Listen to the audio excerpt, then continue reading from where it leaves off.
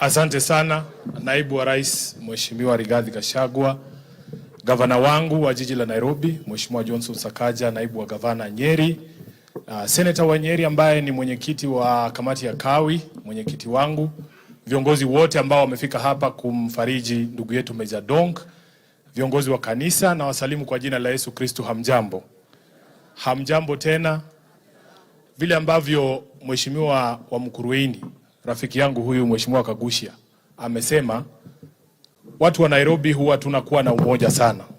Nataka nikuelezee ya kwamba huyu ndugu yangu Meja Dong alichaguliwa katika eneo bunge la Embakasi ya Kati na tiketi ya chama cha UDA. Lakini watu wa Embakasi Central wakifika kwa ballot ya Senate walipigia mtu ya ODM, Mheshimiwa naibu wa rais. Katika constituency yake huyu jamaa alinitafutia kura. Ni vile alisema nisichome, nitangaze wazi. Aliniombea kura na nikapata 52% of the vote in Embakasi Central.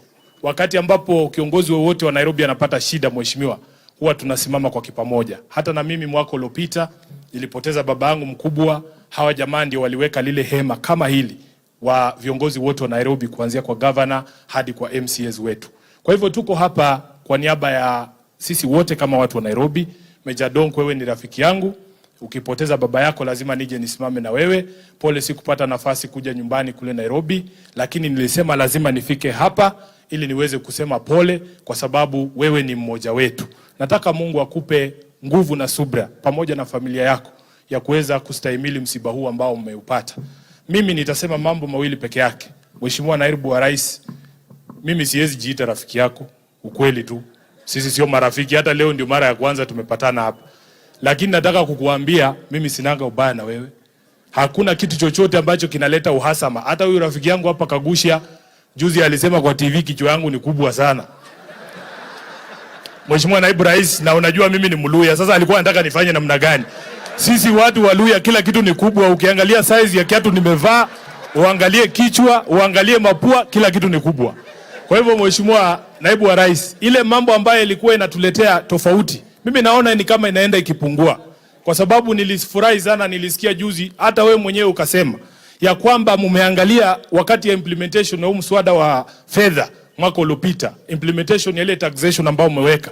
Wananchi wenu wenyewe wanawaambia kuna mahali kiatu kinawafinya, wanataka turekebishe hiyo sheria ya ushuru. Haswa wale wakulima wa avocado. Ama nilisikia mambo yangu, walisema turekebishe. Kwa hivyo Mheshimiwa naibu wa rais, nataka kukuambia wakati ambapo mtafanya marekebisho kwa huu mswada, kwa sababu ile kelele yote ulikuwa unasikia tunapiga ilikuwa kwa sababu ya kusema kwamba kuna masuala ambaye tunaweza kuangalia turekebishe.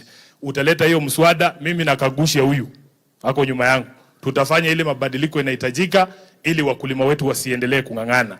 Ile mambo mengine ile ilikuwa inafanya tunaleta tofauti ni vile ulikuwa unasema watu kama Sifuna hawana shares katika hii nchi. Lakini nilikuja nikasikia wewe mwenyewe ukasema ya kwamba lazima ili tujenge nchi, kila Mkenya ajisikie kwamba yeye yuko ndani ya serikali hii na yuko ndani ya nchi hii ya Kenya. Tukamalizana na hiyo maneno. Kwa hivyo mimi sina ubaya na wewe, mimi nakutakia kila laheri. Sisi kama watu wa upinzani, kazi yetu ni kukosoa serikali wakati ambapo inaenda mrama. Jambo la mwisho kwa gavana wangu wa Nairobi, Mheshimiwa Sakaja, mimi nataka nikuombe, kwa sababu mimi nakujua kama muungwana. Wale ndugu zetu ambao wanatufanyia huduma ya afya kule Nairobi, madaktari wetu, hakuna haja ya kuanza kutisha watu. Hakuna haja ya kuanza kupiga watu kama Secretary General wa KMPDU tear gas.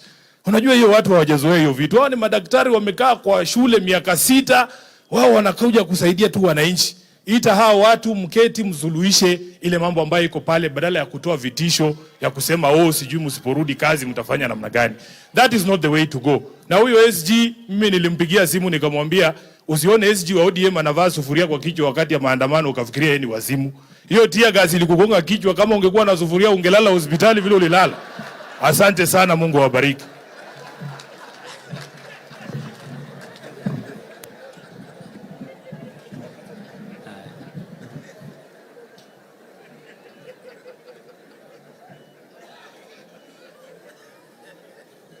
Asante sana, Your Excellency. Unajua Senator Edi na Senator Sifuna, hawa jamani ndio tunamkianga debate pale Citizen nao kila asubuhi. Na tumegongana nao kwa miaka mingi, tumekuwa nao pale kwa miaka 8. na huyu Senator Sifuna sikumwambia ako na kichwa kubwa. Nilimwambia ako na macho lakini hakuwa anaona ya kwamba the forex rates zimeanza kubadilika.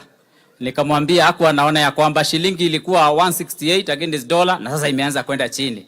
Na nikaona kidogo alikuwa afurahi sana ya kwamba hiyo mambo inaendelea hivyo, kwa sababu nafikiria alikuwa anataka iendelee mbaya mbaya ndio tuumie kidogo. Lakini ndugu yangu, tutapatana next Thursday mkiwa na Eddie pale Citizen na tutaendelea kutivua kivumbi kama vilivyo.